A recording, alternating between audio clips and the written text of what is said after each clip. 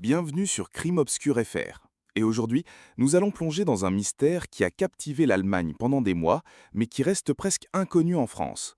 Une histoire de disparition, de randonnée et de mystère dans la forêt noire, en Allemagne. Si vous aimez les affaires non résolues et les mystères qui défient la logique, vous êtes au bon endroit. N'oubliez pas de vous abonner à la chaîne pour ne rien manquer de nos vidéos et activer la cloche des notifications pour être informé dès qu'une nouvelle vidéo sort. C'est essentiel. L'histoire que je vais vous raconter aujourd'hui est celle de Scarlett S., une jeune femme de 26 ans, disparue lors d'une randonnée dans la forêt noire, en Allemagne, en 2020.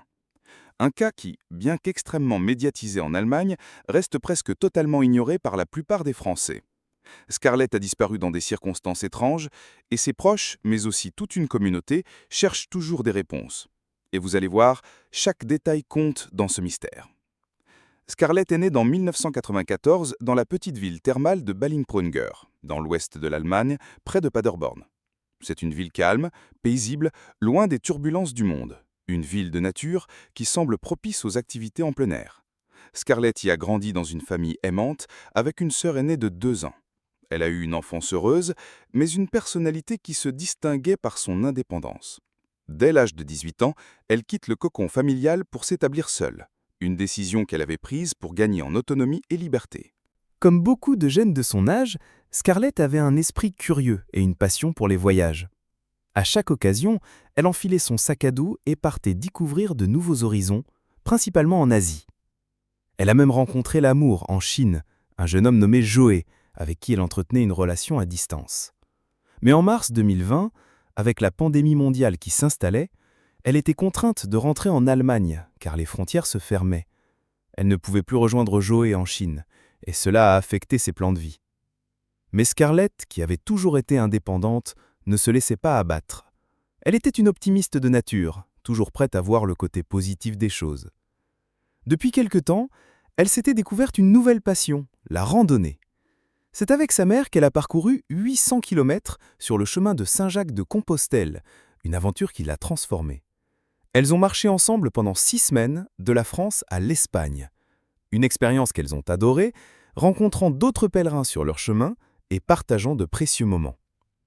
Et c'est lors de cette randonnée que Scarlett a entendu parler d'un sentier en Allemagne, un sentier mystérieux, le Schlurtenstag. Il s'agit d'un chemin qui traverse le sud de la forêt noire près de la frontière suisse. Long de 119 km, il se compose de 6 étapes qui permettent de découvrir des paysages époustouflants, de gorges profondes et une végétation dense. Les passionnés de randonnée l'adulent. Mais il faut être préparé et en bonne condition physique pour le parcourir. Fin août 2020, Scarlett décide de se rendre sur ce sentier. Le confinement et la situation sanitaire l'empêchaient de rejoindre son amoureux en Asie, mais cette randonnée lui offrait une évasion. Elle en parle à une amie, qui malheureusement ne peut pas l'accompagner. Scarlett, donc, décide de partir seule. Elle informe sa mère qu'elle part pour cette aventure, elle lui demande de nourrir son chat pendant son absence. Scarlett est une amoureuse des animaux, et elle ne les abandonnerait jamais. Le 4 septembre, Scarlett prend sa voiture, une petite Peugeot 207 noire, et se dirige vers le sud de l'Allemagne. C'est un trajet de 580 km, environ 6h30 de route. Pour diminuer ses frais d'essence et surtout ne pas voyager seule, elle décide de prendre des passagers via l'application Blablacar. Le voyage se passe sans encombre, et Scarlett, comme elle le raconte à sa mère, est très excitée de commencer cette aventure. Le premier soir, elle campe dans sa tente, sur une aire de parking près de Stulungen, au départ du sentier. Le lendemain, 5 septembre, Scarlett commence sa randonnée. Elle parcourt environ 20 km entre Stulungen et Blumberg. C'est une étape assez physique, mais Scarlett est ravie. Elle adore l'exercice, les beaux paysages, et surtout, elle rencontre de nombreuses personnes sympas sur le sentier. Elle attire même l'attention avec son sac à dos rouge, un osprey, qui la rend facilement identifiable sur ce sentier très fréquent. Le soir, elle campe à nouveau, cette fois près de 3 autres randonneurs. Des jeunes hommes avec qui elle sympathise. Ils partagent des conversations autour du feu, et encore une fois, Scarlett envoie des nouvelles à sa famille. Tout va bien. Elle poursuit sa route, seule, et le 9 septembre, elle atteint Totmos, l'avant-dernière étape du Schlurtenstag. Elle est presque arrivée à la fin du parcours. Ce jour-là, par un hasard étrange, elle croise de nouveau les 3 randonneurs qu'elle avait rencontrés précédemment. Ils décident d'ensemble de dîner dans un restaurant chinois. L'ambiance est agréable et tout le monde semble passer un bon moment.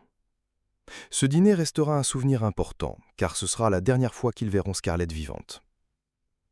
Le lendemain, 10 septembre, son amie à Mayence, qui devait la voir sur le chemin du retour, s'inquiète. Scarlett ne répond ni à ses appels, ni à ses messages, ce qui est totalement inhabituel pour elle. Elle contacte donc les parents de Scarlett, mais ils n'ont pas non plus de nouvelles.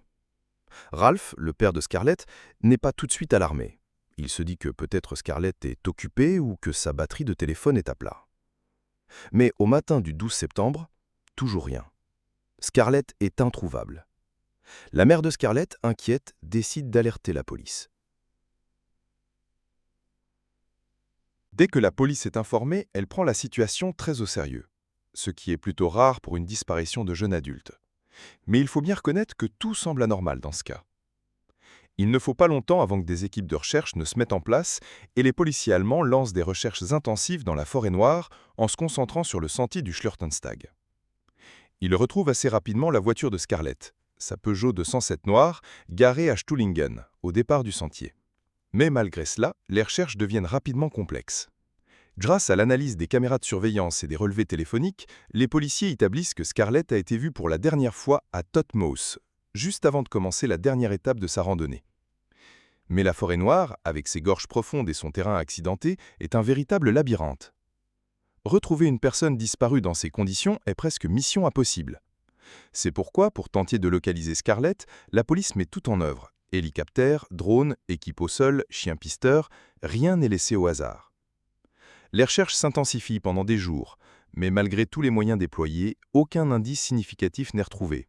Ni corps, ni sac à dos, ni vêtements, il n'y a aucune trace de Scarlett dans la forêt. Les autorités allemandes continuent de fouiller, mais en vain. Après plusieurs semaines de recherche sans résultat, elles décident d'interrompre les opérations. L'hypothèse accidentelle devient alors de plus en plus probable. L'une des pistes envisagées par les enquêteurs est que Scarlett aurait pu avoir un accident. Le terrain est très difficile et il est tout à fait possible qu'elle ait fait une chute. Peut-être s'est-elle blessée dans un endroit difficilement accessible où la végétation dense aurait caché son corps. Mais même avec cette hypothèse en tête, il demeure étrange qu'aucune trace d'elle n'a été retrouvée. La forêt noire est immense, certes, mais Scarlett est équipée d'un sac à dos, d'une tente et d'autres affaires. Le mystère demeure entier. Et malgré cette première impasse, la police ne lâche pas. Ils poursuivent l'enquête et 1 mois après sa disparition, un événement inattendu survient. Un chien pisteur, un Saint-Hubert, réputé pour être l'une des meilleures races de chiens pour retrouver des personnes disparues, est engagé pour poursuivre les recherches. Ce chien détecte l'odeur de Scarlett près d'un parking, à environ 7 km de Totmoos. Cette découverte surprenante, car cela signifie que Scarlett était peut-être encore vivante bien après sa disparition. Mais ce n'est pas tout. Une témoin se présente quelques jours après et déclare avoir vu une jeune femme correspondant parfaitement à la description de Scarlett. Cette jeune femme se trouvait sur le parking, elle portait un sac à dos rouge, tout comme Scarlett. Et elle s'était même assise sur un rocher, ce qui correspond exactement à l'endroit où le chien avait retrouvé son odeur.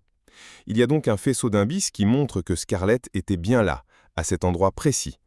Cependant, la question reste entière. Pourquoi cette présence sur ce parking ?